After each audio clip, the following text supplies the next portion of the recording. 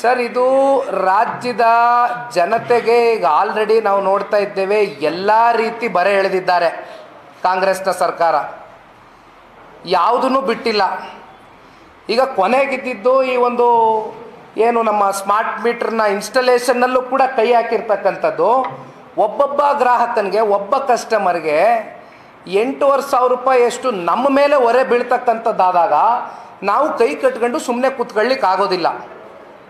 Because ultimately the sufferer is ಈ ರಾಜ್ಯದ ಜನತೆಯ ಒಬ್ಬೊಬ್ಬ ಕನ್ನಡಿಗನು ಕೂಡ. ಎಸ್, ಯಾವುದೇ ಹಗರಣ ಬಂದಾಗಲೂ ಪಕ್ಷವಾಗಿ ಜೆಡಿಎಸ್ ಬಿಜೆಪಿ ಪ್ರೆಸ್ ಮೀಟ್ ಮಾಡುತ್ತೆ, ಹೇಳಿಕೆ ಕೊಡುತ್ತೆ, ಫ್ರೀಡಂ ಪಾರ್ಕ್ನಲ್ಲಿ ಸಾಂಕೇತಿಕ ಪ್ರತಿಭಟನೆ ಆಗುತ್ತೆ. ಹಿಂದೆ ಔಷಧಿಗಳ ಹಗರಣ, ಬಾಣತಿಯರ ಸಾವಾಯಿತು, ಅಬಕಾರಿ ಹಗರಣ ಅಂತ ಈಗ ಸುಮಾರು ಹಗರಣಗಳು ಕಳೆದ ಒಂದು ವರ್ಷದ ಸಾಕಷ್ಟು ಬೆಳಕಿಗೆ ಬಂದು ಚರ್ಚೆ. ಯಾವುದು ಕೂಡ ಧಾರ್ಮಿಕ ಹತ್ಯೆಗೆ ಸರ್ಕಾರಕ್ಕೆ ಇರಿಸುವಾಗವಾಗಿ ಸರ್ಕಾರವನ್ನು ಕಟ್ಟಿ ಹಾಕುವಾಗಿ ಯಾವುದೇ ಪ್ರತಿಭಟನೆ ಆಗಿದೆ. ಸರ್ಕಾರ ನಡೆಸ್ತಾ ಇರ್ತಕ್ಕಂಥದ್ದು ಭಾಳ ದಪ್ಪು ಚರ್ಮ ಇಟ್ಕೊಂಡು ಸರ್ಕಾರ ನಡೆಸ್ತಾ ಇದ್ದಾರೆ. ಅವ್ರಿಗೆ ಅಂತಿಮವಾಗಿ 5 ವರ್ಷಗಳ ಕಾಲ ಜನ ನಮಗೆ ಮತ ನೀಡಿದ್ದಾರೆ. ಮುಂದೆ ನಾವು ಬರೋದಿಲ್ಲ ಅಂತಕ್ಕಂಥದ್ದು ಅವ್ರಿಗೂ ಮನಸ್ಸುಗಳಲ್ಲಿ ಗೊತ್ತಿದೆ.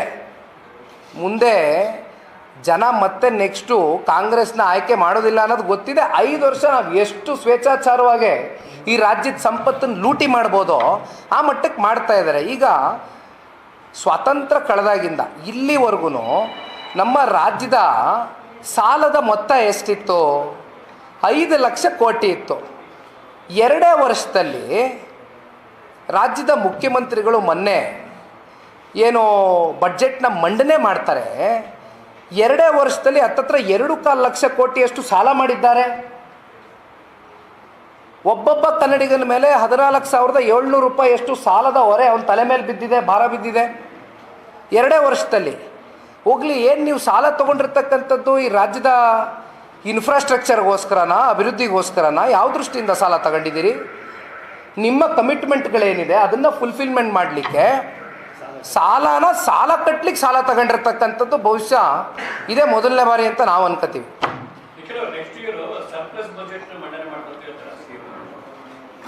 ಎಲ್ಲಿಂದ ಮಾಡ್ತಾರೆ ಸರ್? ಇವೆಲ್ಲ ಸುಮ್ಮನೆ ಚರ್ಚೆಗೆ ಸೀಮಿತವಾಗಿರ್ತಕ್ಕಂಥ ಟಾಪಿಕ್ ಅಷ್ಟೇ. ಇವತ್ತು ಕೊಟ್ಟಿರ್ತಕ್ಕಂಥ ಬಡ್ಜೆಟ್ನಲ್ಲಿ ಎಷ್ಟರ ಮಟ್ಟಕ್ಕೆ ಫುಲ್ಫಿಲ್ಮೆಂಟ್ ಆಗ್ತದೆ ಅಂತಕ್ಕಂಥದ್ದು ಮುಂದೆ ನೋಡಬೇಕು. ಎಷ್ಟು ಪರ್ಸೆಂಟ್ ಆಗುತ್ತೆ?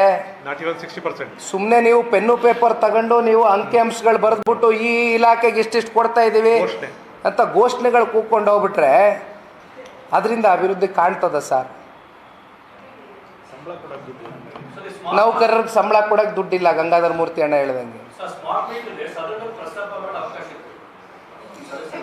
ಸದನದಲ್ಲಿ BJPಯ ಒಬ್ಬರು ಶಾಸಕರು ಪ್ರಸ್ತಾವನೆ ಮಾಡಿರ್ತಕ್ಕಂಥದ್ದು ನಾವು ಗಮನಿಸಿದ್ದೀವಿ. ಸದನದ ಕೊನೆಯ ಹಂತದಲ್ಲಿ ಇದು ಎಲ್ಲರ ಗಮನಕ್ಕೆ ಬಂದಿರತಕ್ಕಂಥ ವಿಚಾರ. ಅದು ನಾನು ಹೇಳಿದ್ನಲ್ಲಣ್ಣ, ಮೊದಲನೇದಾಗಿ ನಾನು ಮಾಧ್ಯಮಕ್ಕೆ ಧನ್ಯವಾದ ಹೇಳಬೇಕು ಈ ವಿಚಾರದಲ್ಲಿ. ಯಾಕೆಂದರೆ ಇಲ್ಲಿ ವಿರೋಧ ಪಕ್ಷಕ್ಕಿಂತ ಒಂದು ಹೆಜ್ಜೆ ಮುಂದೋಗಿ ಮಾಧ್ಯಮ ಇವತ್ತು ರಾಜ್ಯದ ಜನತೆಗೆ ಯಾವ ರೀತಿ ಇದರಲ್ಲಿ ಹಗರಣ ಆಗಿದೆ ಅಂತಕ್ಕಂಥದ್ದು ಪ್ರತಿಯೊಂದು ವಿಚಾರ ನಮಗೆ ಮಾಹಿತಿ ಕೊಟ್ಟಿರ್ತಕ್ಕಂಥದ್ದು ನಾವು ನಿಮ್ಗೆ ಧನ್ಯವಾದ ಹೇಳ್ತೀವಿ. ಅವರು ಅಪೋಸ್ ಮಾಡಿ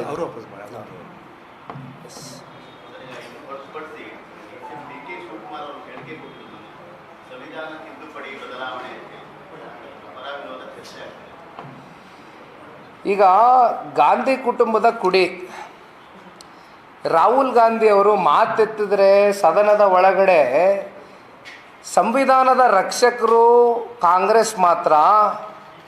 ಡಾಕ್ಟರ್ ಬಾಬಾ ಸಾಹೇಬ್ ಅಂಬೇಡ್ಕರ್ ಅವರು ಬರೆದಿರ್ತಕ್ಕಂಥ ಈ ಸಂವಿಧಾನದ ಪುಸ್ತಕವನ್ನು ಸುಮ್ಮನೆ ಕೈಯಲ್ಲಿ ಇಟ್ಕೊಂಡು ಗಂಟೆ ಅಳ್ಳಾಡಿಸಿದ್ರೆ ಆಗಲಿಕ್ಕಿಲ್ಲ.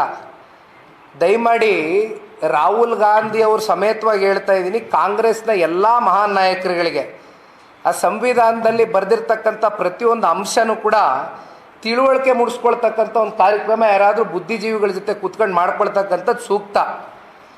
ಈ ಹಿಂದೆ ಲೋಕಸಭಾ ಚುನಾವಣೆಯಲ್ಲಿ ಒಂದು ಗೊಂದಲದ ವಾತಾವರಣ ಸೃಷ್ಟಿ ಮಾಡಿದರು. ದೇಶದ ಪ್ರಧಾನಮಂತ್ರಿಗಳು ಸಂವಿಧಾನವನ್ನು ತಿದ್ದುಪಡಿ ಮಾಡ್ತಾರಂತೆ, ಬದಲಾವಣೆನೇ ಮಾಡ್ತಾರಂತೆ ಅಂತಕ್ಕಂಥ ಸುಳ್ಳು ಅಪಪ್ರಚಾರ ಮಾಡಿದರು. ಆದರೆ ಇತ್ತೀಚೆಗೆ ನೀವೇ ಹೇಳ್ದಂಗೆ ಈ ರಾಜ್ಯದ ಏನು DCM ಇದ್ದಾರೆ, ಉಪಮುಖ್ಯಮಂತ್ರಿಗಳು ಯಾವುದೋ ಒಂದು ಚಾನಲ್ನ ಇಂಟರ್ವ್ಯೂನಲ್ಲಿ ಕೂತ್ಕೊಂಡು ಆ ಒಂದು 30 ಸೆಕೆಂಡ್ಸ್ ಬೈಟ್ ಎಲ್ಲ ಕಡೆ ಓಡಾಡ್ತಾ ಇದೆ. ಸಂವಿಧಾನ ಬದಲಾವಣೆ ಬಗ್ಗೆ ಅವರೇ ಮಾತನಾಡಿದ್ದಾರೆ, ನಾವ್ಯಾರು ಹೇಳಿಕೆ ಕೊಟ್ಟಿರ್ತಕ್ಕಂಥದ್ದಲ್ಲ. ತಿದ್ದುಪಡಿ ಅಂತ ಹೇಳಲೇ ಇಲ್ಲ. ತಿದ್ದುಪಡಿ ಅಂತ ಹೇಳ ಬದಲಾವಣೆ ಅಂತಕ್ಕಂಥದ್ದು ಏನು ಬೇಕಾದ್ರೆ ಆಗ್ಬೋದು, ಬದಲಾವಣೆ ಆಗ್ಬೋದು ಅಂತಕ್ಕಂಥದ್ದು ಅವ್ರದ್ದಾದಂಥ ನಿಲುವನ್ನು ಅವರು ವ್ಯಕ್ತಪಡಿಸಿದ್ದಾರೆ. ಅವ್ರ ಮನಸ್ಥಿತಿ ಏನಿದೆ ಅಂತಕ್ಕಂಥದ್ದು ರಾಜ್ಯದ ಜನತೆ ಮುಂದೆ ಇಟ್ಟಿದ್ದಾರೆ ಅವರು. ಬಹುಶಃ ಈ ರಾಜ್ಯದ ಉಪಮುಖ್ಯಮಂತ್ರಿಗಳಿಗೆ ನಟ್ಟು ಬೋಲ್ಟು ತಲೆಗೆ ನಾಲ್ಗೆಗೆ ಕನೆಕ್ಷನ್ ಇಲ್ಲದೆ ಅಳ್ಳಾಡ್ತಾ ಇದೆ ಅನಿಸುತ್ತೆ. ಸ್ಪಾನರು ಸ್ವಪಕ್ಷದವ್ರ ಕೈಲಿ ಇದೆ ಅಂತ ನಾವು ಅಂದ್ಕೊಂಡಿದ್ದೀವಿ ಟೈಟ್ ಮಾಡೋಕ್ಕೆ. ಇಲ್ಲಾಂದರೆ ರಾಜ್ಯದ ಜನತೆ ಮುಂದೆ ತಗೋತಾರ ಸ್ಪಾನರ್ ಟೈಟ್ ಮಾಡೋಕ್ಕೆ, ನಟ್ಟು ಬೋಲ್ಟ್ ಟೈಟ್ ಮಾಡೋಕ್ಕೆ. ಮಾಡಲಿಲ್ಲ. ನಿಖಿಲ್ ಅವರೇ, ಸದನಗಳಲ್ಲಿ ಎರಡು ಉಭಯ ಸದನಗಳಲ್ಲಿ ನಿಮ್ಮ ಸದಸ್ಯರ ಕ್ರಿಯಾಶೀಲತೆ ಬಗ್ಗೆ ನಿಮಗೆ ಗೊತ್ತಿದೆ. ನನ್ನ ಹೆಸರು ಹೇಳಕ್ಕೆ ಪ್ರಸ್ತಾಪ ಮಾಡೋಕ್ಕೆ ಇಷ್ಟಪಡಲ್ಲ. ಹಿರಿಯ ಸದಸ್ಯರಾಗಿ ಹೊಸ ಸದಸ್ಯರು ಅಸಮಾಧಾನದಿಂದ ನಿಮಗೆ ಗೊತ್ತಿದೆ, ಅದು ಹೆಂಗೆ ಸರಿ ಮಾಡಬೇಕು? ನನಗೆ ತಿಳಿದ ಮಟ್ಟಕ್ಕೆ ಯಾರು ಅಸಮಾಧಾನದಲ್ಲಿ ಇಲ್ಲಣ್ಣ. ಒಂದು ನೋಡಿ, ಸಾಕಷ್ಟು ಜನ ಅವರ ಕ್ವಶ್ಚನ್ ಅವರ್ನಲ್ಲಿ ಅವ್ರಿಗೆ ಸಿಕ್ಕಂಥ ಒಂದು ಅವಕಾಶಗಳೇನಿತ್ತು, ಆ ಒಂದು ಹೌಸ್ನಲ್ಲಿ ಅವರು ಕೆಲವೊಂದಷ್ಟು ಇಲಾಖಾವಾರು ಅವರ ಕ್ಷೇತ್ರಕ್ಕೆ ಸಂಬಂಧಪಟ್ಟಂತೆ ಪ್ರಶ್ನಾವಳಿಗಳು ಕೇಳಲಿಕ್ಕೆ ಅವಕಾಶಗಳೇನಿತ್ತು, ಅವೆಲ್ಲದರಲ್ಲೂ ಕೂಡ ಭಾಳ ಸಕ್ರಿಯವಾಗಿ ಪಾಲ್ಗೊಂಡಿದ್ದಾರೆ. ಈಗ ಹೊಸದಾಗಿ ಗೆದ್ದಿರ್ತಕ್ಕಂಥ ಶಾಸಕರ ಸಂಖ್ಯೆ ಜಾಸ್ತಿ ಇದೆ ಈ ಸಲ ಜನತಾದಳ ಪಕ್ಷದಲ್ಲಿ. ಅದರಲ್ಲಿ ಬಹುತೇಕರು ಭಾಳ ವಿಷಯಾಧಾರಿತವಾದಂಥ ಚರ್ಚೆಗಳು ಸದನದ ಒಳಗಡೆ ಮಾಡಿರ್ತಕ್ಕಂಥದ್ದು ಕೂಡ ನಾವು ನೋಡಿದ್ದೇವೆ.